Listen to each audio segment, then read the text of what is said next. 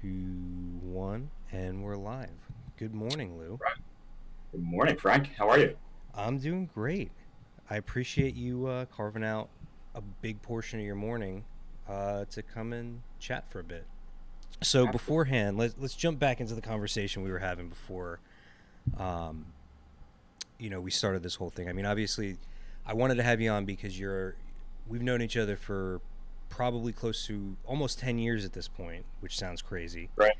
Yeah. Um, and the entire time that I've known you, you've been someone who has always carried a reputation of not only having been a high performer when you were in a sales role yourself, but you've always been someone who has carried the reputation of everybody wants to work for Lou because Lou turns out uh, teams that just always are successful and I think that says something about the fact that you've been able to go to multiple places and carry a reputation that um, allows you to build successful sales teams over and over again. And I'm sure that there's a technique to that. I'm sure that there's a method to your madness and all of it. And now, given the fact that we're doing everything virtually, I think it's pretty pertinent what we were discussing earlier as far as the the presentation for how we have to work now. So we were talking about how the first time that we had a video conference, you'd see my whole setup, and then you just upgraded yours. So That's right. what kind of prompted you to go that route? Great question. Yeah, and just to circle back on the 10 years, that is crazy. A decade. That's wild. It Flies. flew by. Yes, yes. Um, yeah, it's relevant today. Obviously, that regarding how your appearance is on video. I mean, that's how we are introducing ourselves in this type of forum, and it's I think initially, I've had lots of experiences on conference calls and WebEx's minus video, and historically we've been communicating virtually. Just there was no visual, element to those interactions with people, and as we went through the craziness, starting back in March through the pandemic, I think you learn a lot, and it's just I don't think the pandemic is any different than everyday life. It's you got to continue to grow and get better and adapt, and this is no difference. I remember when we spoke, a couple months ago, and I saw your setup, and it really created a good, you know, uh, definitely a good baseline for me to know what good looks like from a video appearance. And you nailed it. And I realized like my video quality wasn't good. How I was showing up on the camera wasn't great, and it was definitely something I had to invest in. So you know, to kind of go down, give you a lot of details since we're on we're having a good conversation here. Um, I I manage a team, a sales team. I have eight people that report to me, and um, they're great. They're great. Reps, and I have some good leaders on the team. But it starts with I think the leader to bring an element of growth and influence, and I always try to do that for myself. So I always start with myself first, and then I talk to people individually and make sure I got the buy-in, and then I present things to the group, and that's always been my approach. So I knew as a team, again, starting with myself first, is we have to step up our game. This is the new normal, as everyone says, and we I got to have be to honest. adapt. I'm almost getting sick of hearing that term I at know, this right? point. Oh my god. Well, it's funny. There's all those cliches. I've always not been a fan of them either. At the end of the day, and it's yeah. So the new normal. So let's just call the how we go about presenting our products and services today. It's you're not going to have that face to face as of now, and it will change. But through a lot of things that have happened throughout history, financial crisis is a great example of that, how that completely disrupted how we went to market. This is no different. So there's going to be an element of things that will stay the way that we've been doing things for the last few months. So we have to adapt. We could be very efficient if we adapt the right way. Starts with, again, your appearance. That's the first impression you're going to make on people that you haven't met with. And that gives you a better opportunity to influence people and have better conversations. I almost don't care so much if they're on video. I care more about how do I represent myself? How does my team represent themselves as they speak to people and discuss our value proposition, discuss the services that we can provide and help their businesses. So you have to show up, as the book that we're reading as a team right now is, and I'm not being paid to endorse the book, but Virtual Selling by Jeb Blount. And he's the king. I mean, he wrote Fanatical Prospecting, and a lot of great takeaways. If you're a sales professional, you have to read that book. It's amazing. He talks about the law of replacement and how you go about prospecting. Well, this guy finished the book and knocked it out in 3 months during the pandemic. So I don't know if this is a fact, but I feel like he's definitely got to be one of the first to market to be able to put out a book like that that's relevant to exactly what's going on right now. And I would imagine that if he's not, he's probably the most relevant, only because of the fact that he wrote it based on the pandemic, if I understood it correctly. So it's probably focused on everything that we're talking about, everything that we're doing now as far as the way that we work, the way that we prospect, the way that we sell. I would imagine that he's laser focused in on that. He is, and he does. The guy's one of the hardest working salespeople. I mean, he built his business virtually. So now, did he learn all these things in during the crisis or during the pandemic? No, he's been doing it for years, and he built his business this way. So he's a pretty good person to learn from. And it's just basic things, Frank, like having the camera at eye level, just really setting up your environment, having a higher quality camera that's not just on your laptop, that it's not bad quality, but you're not going to have you're not going to present yourself as well. Have the right lighting, have the right background. Those little things, those subtle things can make an impact with that first impression when you're speaking to someone for the first time. Yeah, absolutely. So what did you do I noticed that your background's a little different than the last time we spoke. It looks like you actually took a lot of that to heart, and it's a very simple background. Like, it's not like what I'm going for in the background, where it's a very, I do a lot of tech stuff and a lot of gaming on my channel and my podcasts and all that. And, in addition to business and learning and education, so I think I can get away with, the background that I have a little bit better than I would be on a conference call with a prospective client. What type of things, and before we move on from it, what type of things does he talk about as far as considerations for your background? I think you got to just keep it simple. You don't want to have a blank wall behind you. I would love to have a man cave behind me, and a cool, snowboard. You're much more hipster than I am right now. But I have some pictures of the family, and then I have Jack Nicklaus and Arnie Palmer behind me at the Masters. So nothing crazy. And I'm in my bedroom, and right now that's the only space that I'm able to have, because I got my wife who's working full time. Kids are going to be doing virtual school in actually next week.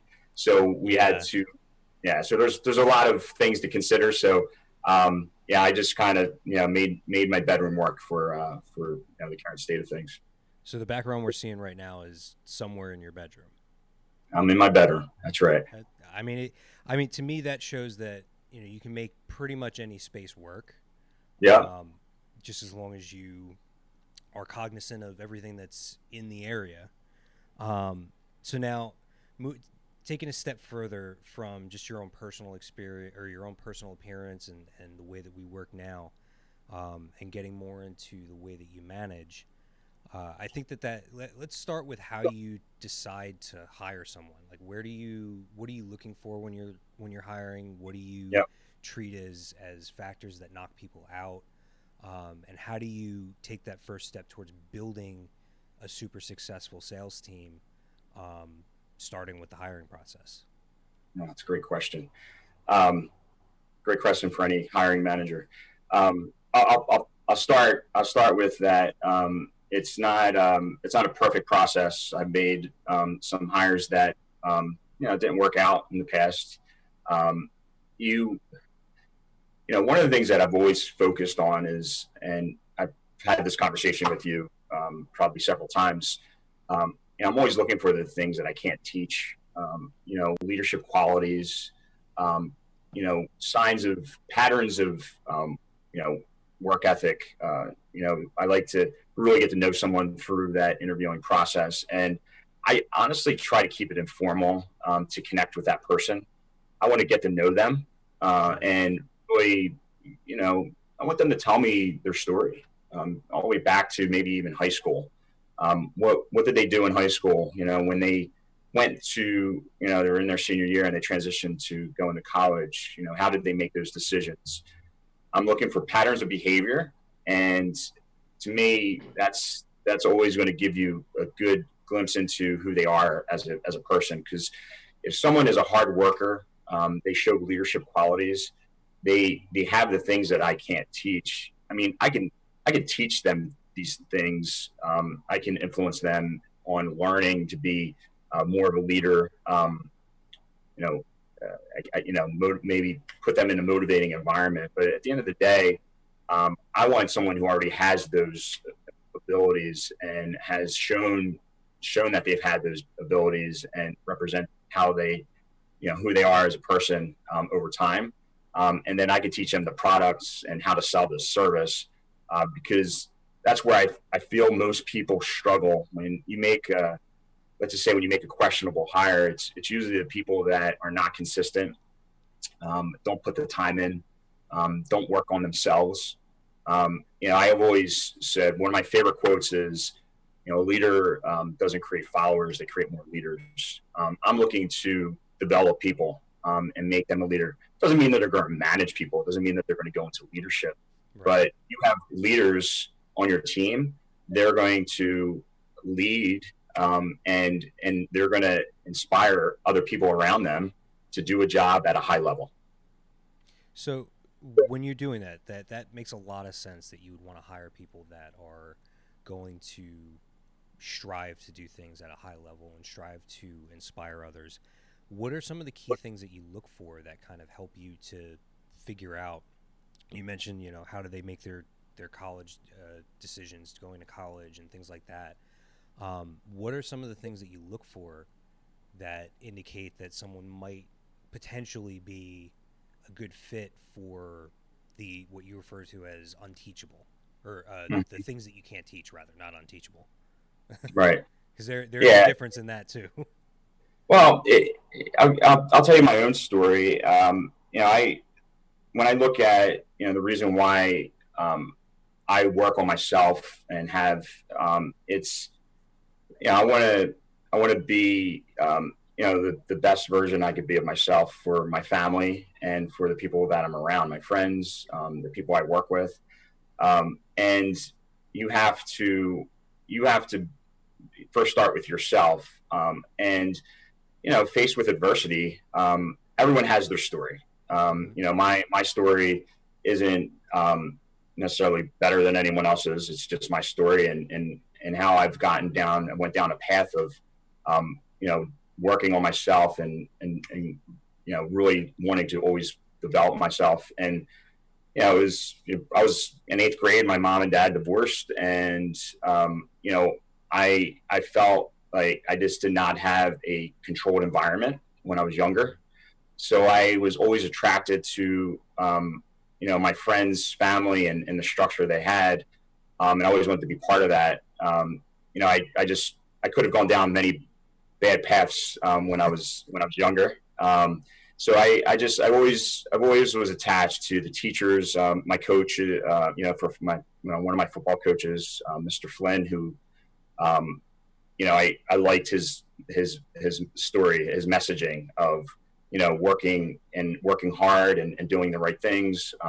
So I was always just attracted to that.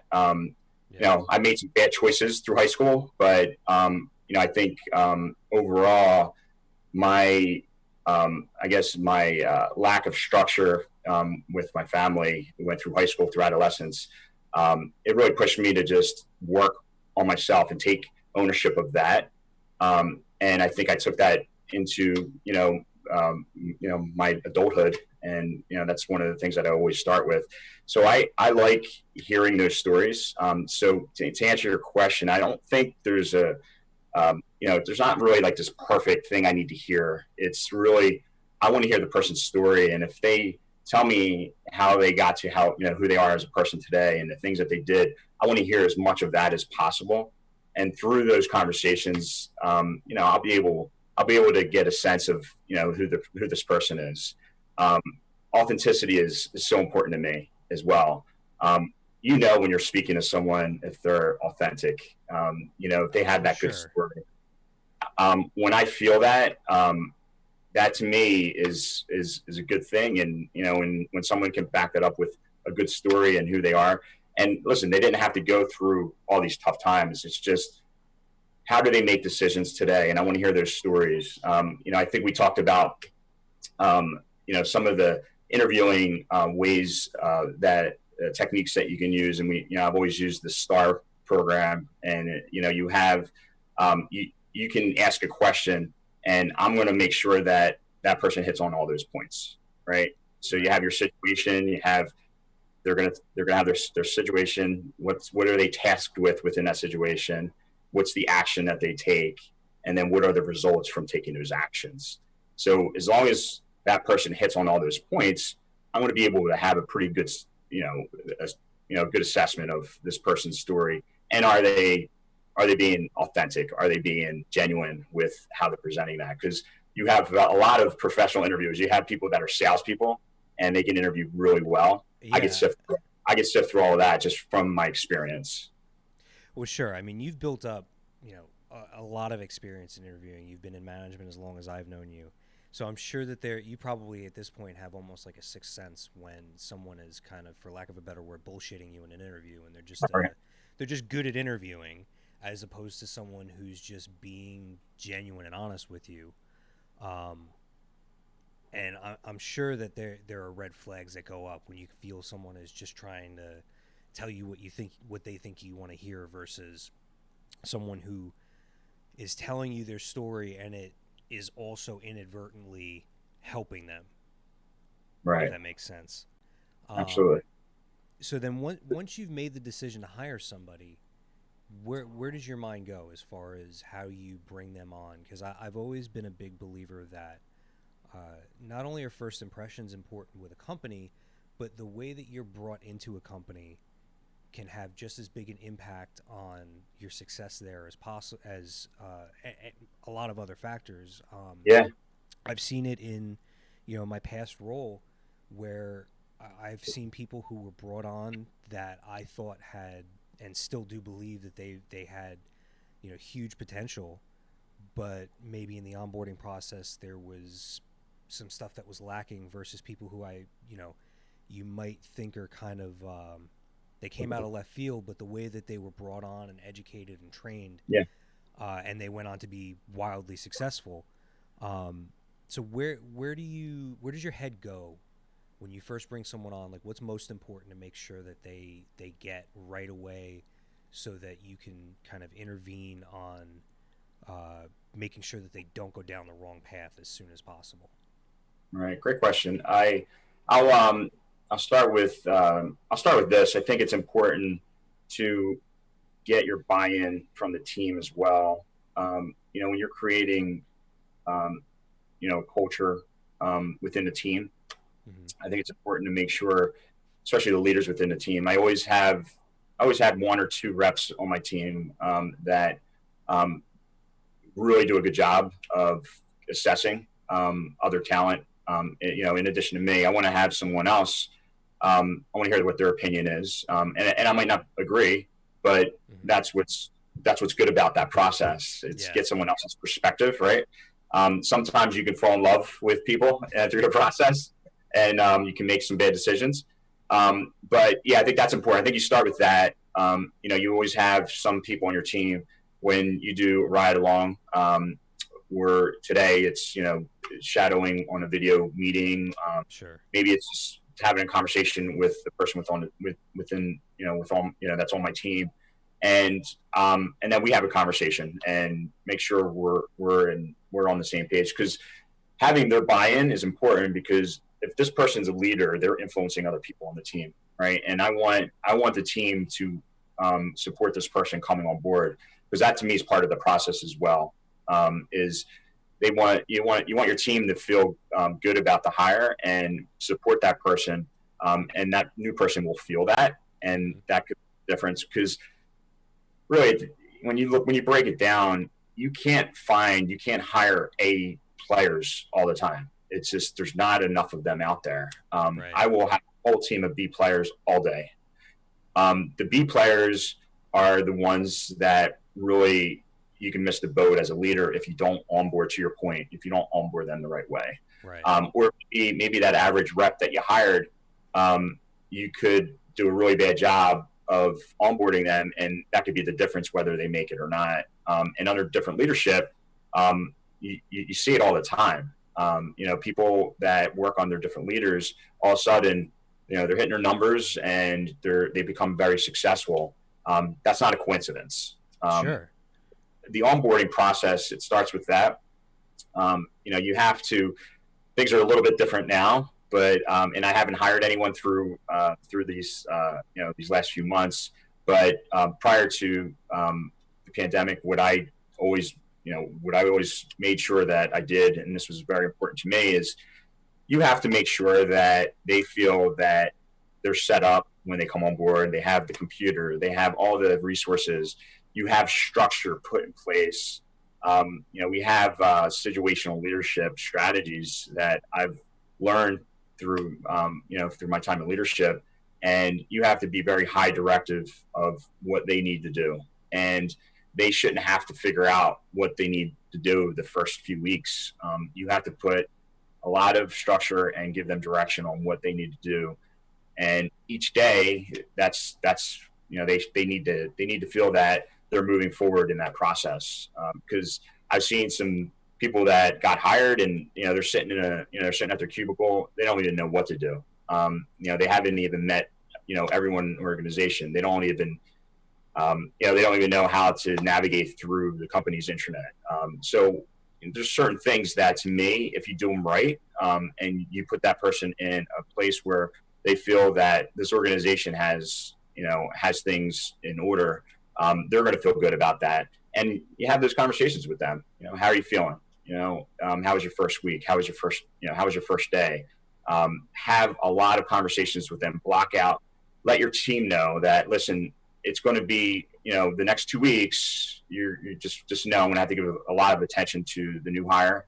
I'm going to delegate. I'm going to have them work with other people on the team, but you have to put time into that and put that structure in place so they have a good first week, first 2 weeks, first month. And to me, if you do that, you're going to get the most out of that new hire, and it's been proven, through people that do that and people that don't. Yeah, absolutely. There was something that I thought of as you were saying that I was thinking about the first day at a company that the company that we worked at together. Um, Thinking back to those first 2 weeks, I remember being introduced to. I feel like I got what onboarding should be. Whether Mm-hmm. that was by coincidence, sheer luck, whatever the reason may be. I feel that when I was onboarded to that company, that I got the A game, right? Right. I was brought on, had the laptop day one, had all these training materials day one. I was brought around the office and introduced to everybody day one.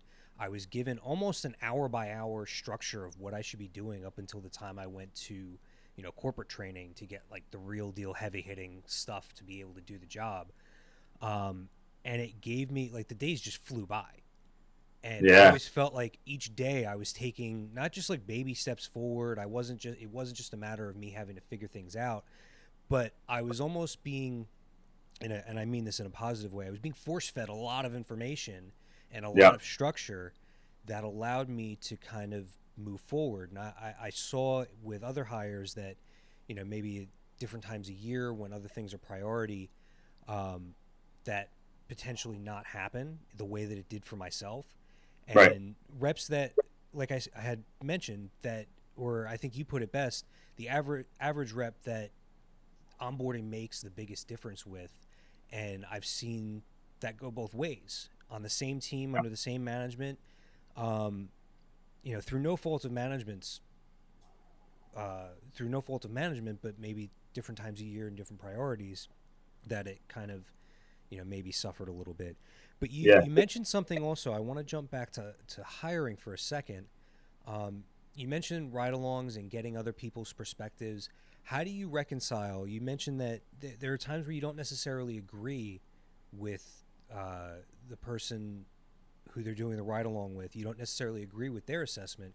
How do you reconcile that and have that conversation and figure out whose gut feeling, whose opinion is the one that you should be leaning with? Like, how do you, because I think a big problem for a lot of people, and myself included at times, is checking your ego and being able to admit, like, okay, maybe maybe I'm seeing this through rose-colored glasses. Maybe I'm not getting the right impression from this, or maybe I'm being too harsh on this person, and Yeah. I need to be able to take that and say, okay, how do I incorporate my subordinate's opinion? I don't know if subordinate's the best word, but this other person's opinion who I It works. trust. What's that? Right. No, that works. Wording You know, works. it's because I'm more referring. I think of that as once you've put someone into that role where you're asking their opinion, they're to me like more of a consultant than a subordinate, because you're saying, listen, I want your opinion on this person. I want to know what you would do, and you're trying to, factor that into your decision.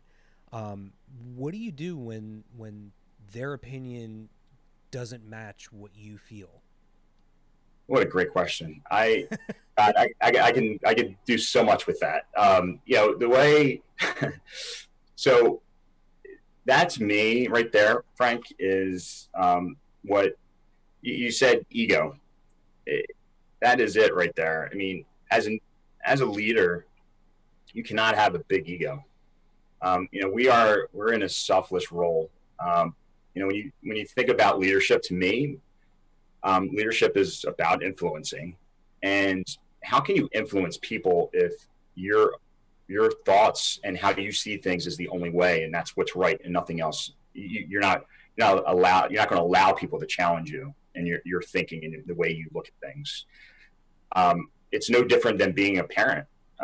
It's the same thing. My kids challenge me. I want them to challenge me, and I want to have a conversation and be able to have a good discussion around why they think that way, and I want to tell them why I think the way I think. Mm-hmm. That's what it is. That's what it's all about.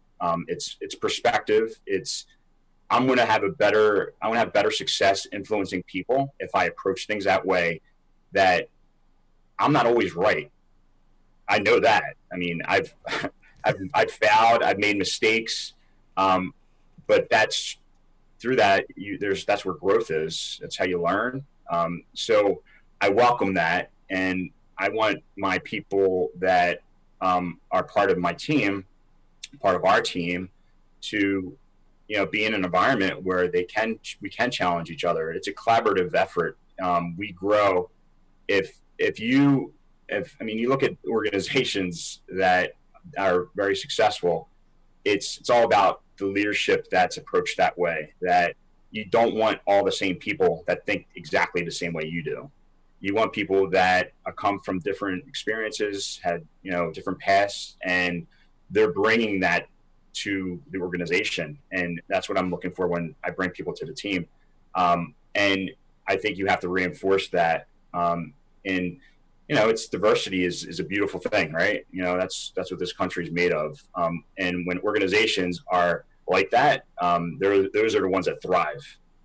Having different ways of looking at things and different perspective. So the way I've always approached it is that I still might not agree, but they might change my way of looking at things on a certain topic. And I'm like, all right. And that's been my experience over the years. I've looked at things and I've grown as a leader because of the people that have been part of my team. So I guess with that, the biggest thing that you would say is making sure that you're open to hearing someone else's opinion, as opposed to just assuming that they're going to agree and that you're right. Yeah, I mean, listen, if people are going to agree with you all the time, where's the growth? Where's the growth for them, and where's the growth for me as a leader? Mm-hmm. It's you want people to challenge your way of thinking all the time. Yeah. Yeah, I think that that's a really important thing that a lot of people need to be more open to, because of the fact that it allows you to grow. Even for if you remove it from management, being able to have your opinion and your beliefs and your way of thinking challenged in a healthy way helps you to kind of, you think about the scientific method. I'm going to geek out for a second and go down that rabbit hole where it's like when someone has a hypothesis about anything, the way that they prove the hypothesis is by setting out to disprove it and almost eliminate the possibility that there could be any other answer.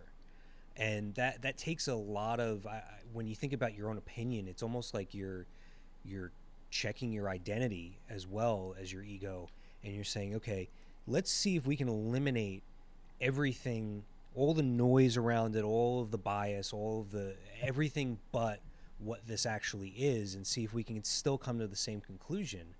I think that Yep. that you hit the nail on the head, that you just need to be open to having additional conversations and open to hearing a more diverse way of thinking, and hearing everybody, so that you're not tone deaf to everything that's going on around you. Absolutely. So when you've now got this new hire, and you've onboarded them, you're training them, when you're incorporating them into the team, what are some things that you think are important as far as helping a new person kind of assimilate themselves onto the team, into the corporate environment, the company culture? How do you embed?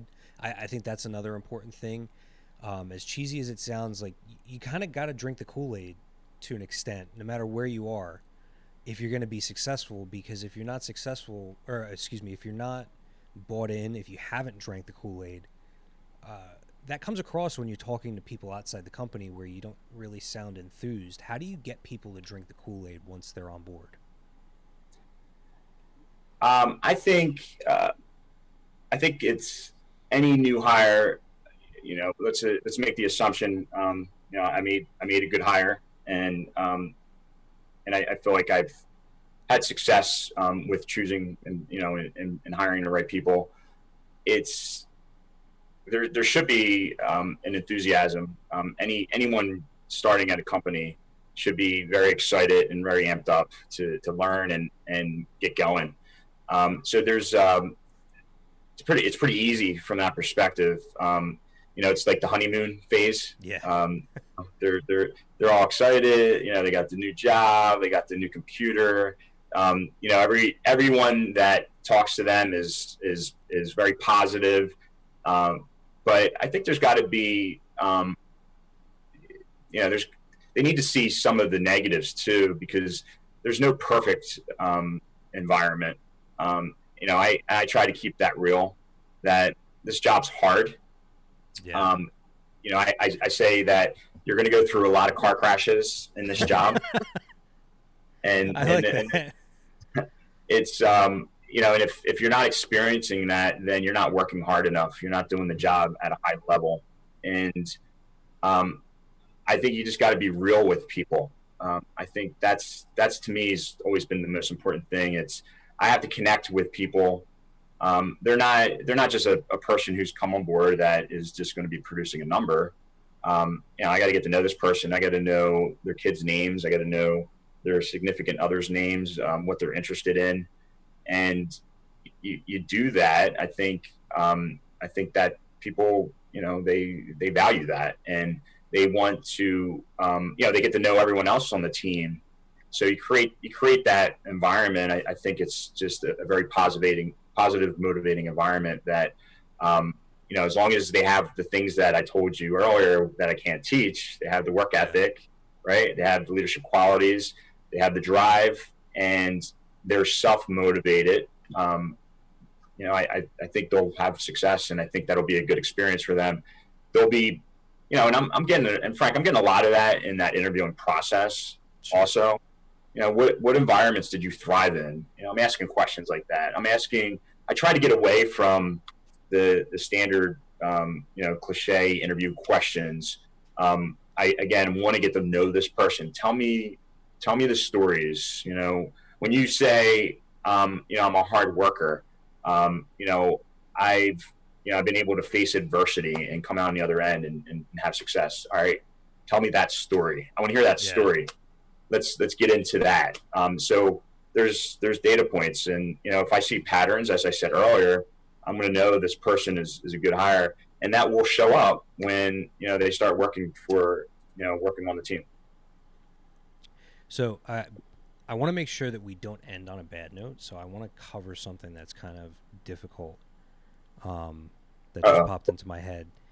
Uh, and it's truthfully, it's one of the reasons that I have avoided management in my career. Um, and you know, once you bring someone on, there is inevitably going to be, after a period of time, you're going to know if that person is going to make it, right? Um, I know this is kind of an abrupt transition, and I just realized that in my head. As I'm saying this, I'm like, this is kind of not the best transition, but it's something that, as I'm watching the time, I want to make sure that we cover, and I don't want it to be the last thing that we cover because I prefer to end on right. positive notes. Um, how do you handle the conversations that are, like someone, let's say you've got someone who isn't working out, who let's go with two scenarios. Someone that isn't working out that you think has the ability to turn it around, and someone that isn't working out that you have now, after being exposed to them for an extended period of time, you're like, yeah, this, for one reason or another, whether it's through lack of ability, they were just a good interviewer, whatever the reason may be, this role is not a good fit for them. How do you handle those conversations, both from being respectful to the employee perspective, and how do you mentally get yourself through those conversations? Because um, going for my own personal uh, apprehensions, I've always avoided management from the perspective of, I don't ever want to be the one that has to shatter someone's world if you have to, fire them. Right. And inevitably, if you're a manager long enough, it's going to happen, because no process is foolproof. No matter how good of a manager you are, at some point or another, there's going to be someone who just, it doesn't work. Um, how do you prepare mentally for that? How do you make sure that you're doing it in a way that is, you're able to part ways where you're not mortal enemies? How do you handle the conversation to be able to explain to someone, hey, you're kind of sucking wind. Maybe this isn't for you. Maybe it is. Where do we go from here? And how do you kind of get them back to a place of being able to perform if they were once there, kind of thing? Yeah, it's the dark side. Yeah, it's a tough thing, and yeah, I mean, being in this role, being in leadership, you're, yeah, 100% to your point. It's You're gonna have times, unfortunately, where you have to fire somebody. Um, I I think I think it's important to, you almost got to earn that right to, you know, if you're doing the things that I talked about, you know, you've connected with the person, you've had good conversations with that person, but then you're seeing patterns. You know, I said, you know, in the interviewing process, it's, you know, you're looking at those patterns of consistent behavior, um, good consistent behavior. Well, there's the other side of it too. It's consistent bad behavior, Mm-hmm. and when you start to see those things happen, and it's not just once, it's, you know, 3 times, 4 times, and you've had conversations, and you have had good conversations, and the person is saying that they're in agreement and they're going to start doing, you know, whatever it is. Give you an example. You know, maybe it's something as simple as, you know, putting their appointments in Salesforce, or you know, scheduling more meetings. You know, if they're struggling there, you know, we'll figure out what do we need to do to get more meetings. And we've gone through all that, and it's still, that person is still not doing the things that I ask. You know, that's when there's a problem. You know, one of the things that I feel like I've done a good job of over my years of managing is I haven't had to fire a lot of people. You know, I've had a lot of people resign that weren't a fit. Mm-hmm. That had good conversations throughout that tough time of tough conversations of Right. saying that I don't know if this is a right fit for you, and it's not an easy conversation by no means. You know, it's I've had people that are younger than me, older than me, same age, but I feel I feel like I've done a good job of connecting with, you know, the people that have worked for me over the years, and I feel like I've been able to have good conversations about it. And you know, I still talk to a lot of these people today that Yeah. I resigned. I didn't have to fire them. Resigned because it just wasn't a fit. And not every job is a fit. This job doesn't define you as a person. It's just not a right fit. And maybe you could be happier somewhere else. And I've had conversations just like that. I've asked that question to people. You know, are you happy? You know, no one's happy if their whole entire team is at 100% of their number and they're sitting at 30% of their number. Yeah, You don't absolutely. get up, you don't get up in the morning saying, "I can't wait to go to work." So I believe there's a point where people just, you reach that point of it's hard, and it's probably a small percentage of people that can get things turned around when they're at that point. Um, I would rather have a better conversation with somebody and have them resign and find another opportunity somewhere else where they could be happy. Unfortunately, I've had to fire people, and to me, the way I have to get my arms around that, because you use you know, you said something along, you know, crushing someone's life or something like that. I forget what you said, Yeah, I but mean, yeah, I know that's a little bit extreme, and also too, it doesn't account for the fact that, um, especially in a sales role, most of the time, if you're about to be fired, you're pretty well aware of what's going on because, like you said, if your whole team's at 100% and you've been at 30%, um, you know it's coming. You know, and I get you that. hope, you There, hope so. You hope yeah, so. you hope so. I guess with where it would be more crushing to someone would be where it's something that's unexpected. Maybe I don't know if you've ever had to deal with like I can't even think of a situation where it would be unexpected. Um, I was about to say like if something ethically happened, but then they know that they did something unethical, and so it's like they're kind of aware of it. I've had to Um, do that too. I've had to fire people for stuff like that as well. yeah, no, I know because and I've known some of the people that that situation has come up in, and I've known leading up to it that in the back of their mind, like they knew that it was a possibility, and so they were already in the process of lining up other options.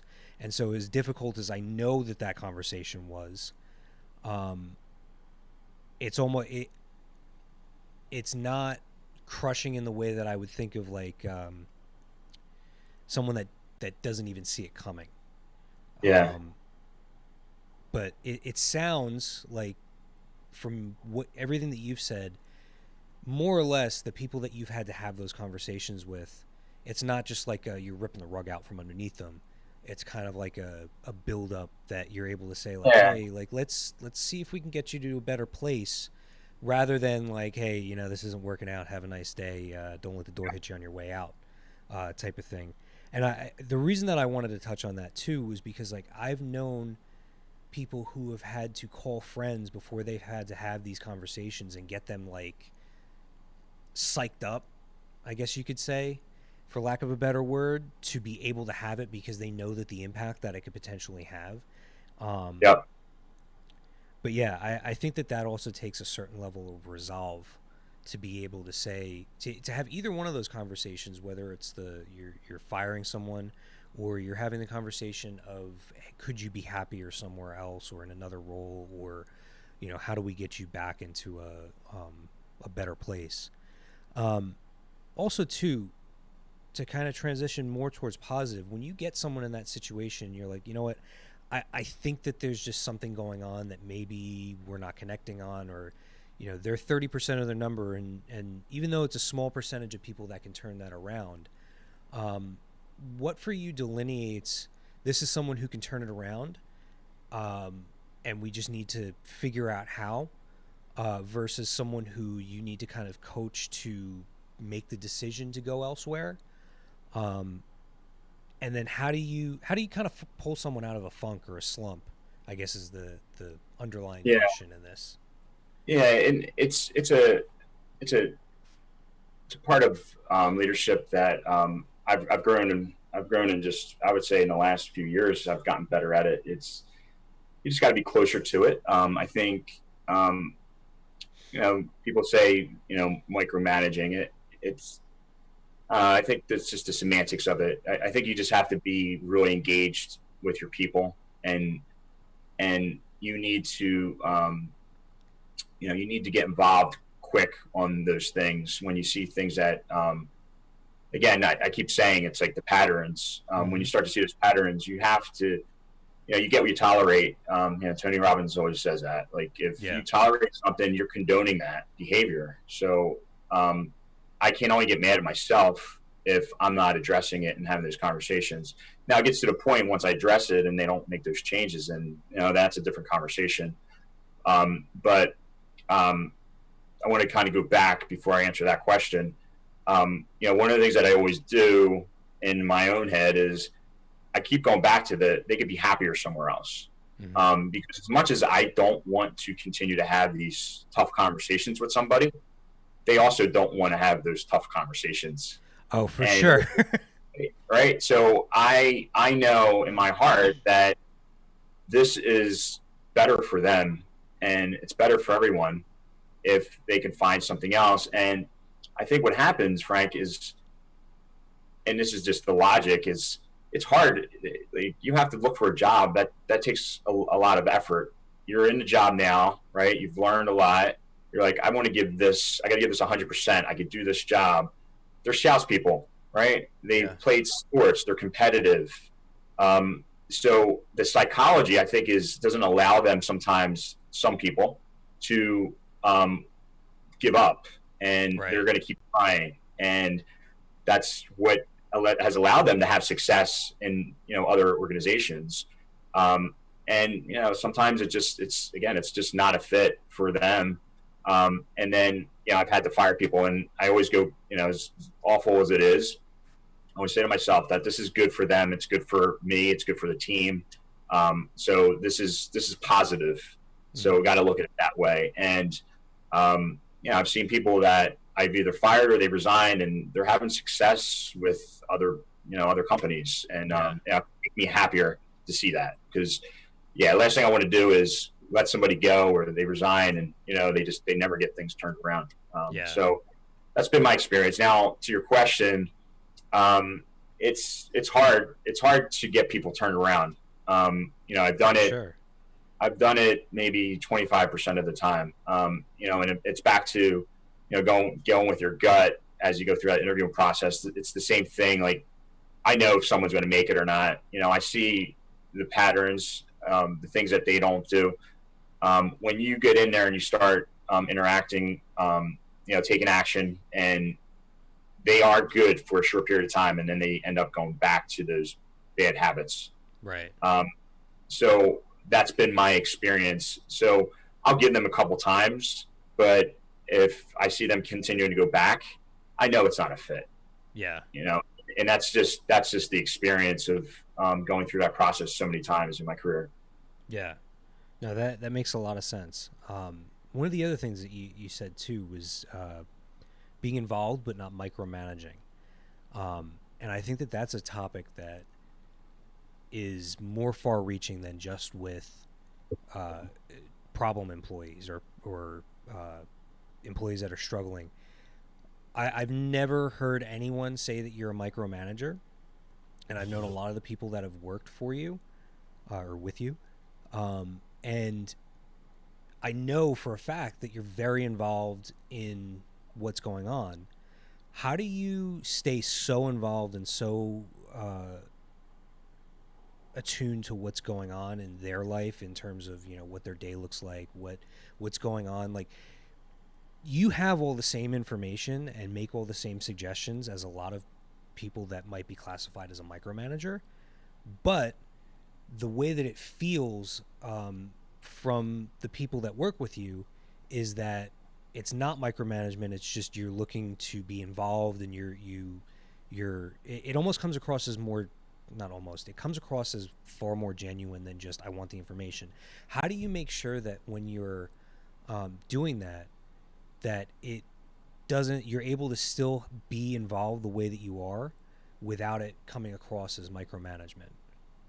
Yeah, such a great question. I I looked at I look at past managers and people that I've worked for, um, and I can go back and I can tell you that the ones that were genuine, that I know they actually cared about my success. Um, it's to me, I use the word authenticity. Mm-hmm. When you're disingenuous, there's a lot of leadership trainings and books and things that you can read, and I see it throughout different companies, and and it's just like regurgitating all these like things, and um, I think you got to work on yourself first. Like if if you're a selfish person, it's going to come through, Sure. and if that's something that you have to work on, what I see is that a lot of people don't work on themselves. And again, by no means, I have there's a lot of things I have to work on, and and I'm always striving to be a better person. But I think it starts with I approach it from a selfless. I have a selfless approach. Like I honestly do care about the people that are on the team. I want them to be successful. I want them to, I want to know what their why is and help them to reach those goals. Whether it's making a lot of money, whether it's buying a vacation home or a car. I think if when I connect with my people and they know that I have very good conversations with them one on one, and when I kind of earned the right, or earn the right to have those tough conversations, or just about the business. They know it's not coming from a place of, you know, what numbers are you putting in? Right. It's not about the numbers. It's about the person. It's about getting them to reach their goals. I know their why because that's what we do as a team. We have Yeah. meetings. We're talking about their why. I know what motivates them. So I think that just takes time, and it's not as you can't just read that out of a book. Like you Yeah. need to do Well, a good job of connecting. I like what you said about you know their why, and I think that that's an important thing as far as being able to you know why they're doing what they're doing, why they're there, and being able to come from a place of caring for them. Um, so yeah, They need to know. They need to know their why. They might. Some people well don't know their why. that's another great point.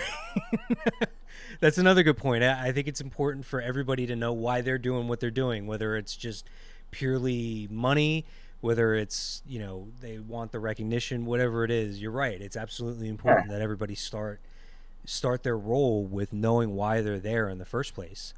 Someone in the chat asked, I'm just going to read the question right off the chat. How can you turn a firing into a positive thing when you have to do it because of staff cuts or the economic situation is dire? I think that that's very relevant to what we have going on right now. And you hit on some really great points as far as the way to deal with this under a normal situation. How would you deal with that? Like if you had to do that now, what would your approach be? How would you try to make it the most, I don't want to say spin it, but how would you help to position it and position the person in a way that would allow them to rebound as quickly as possible, I guess? Wow. Yeah, I fortunately haven't had to do that. I work for, our company hasn't, we haven't let anybody go due to the pandemic, which is, very fortunate. Mm-hmm. Very, very lucky. I know a lot of people are suffering right now and going through some tough times. I think, there's different ways to me, this is adversity, right? It's significant, massive change. Mm-hmm.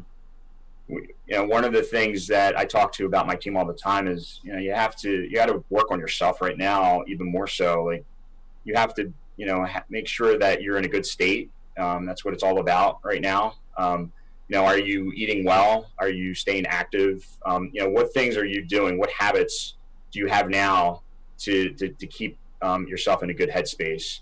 Mm-hmm. To me, that's no different than someone that I would have to let go. That I don't have a choice. That I would have to make, a tough decision, or the decisions are being made above me.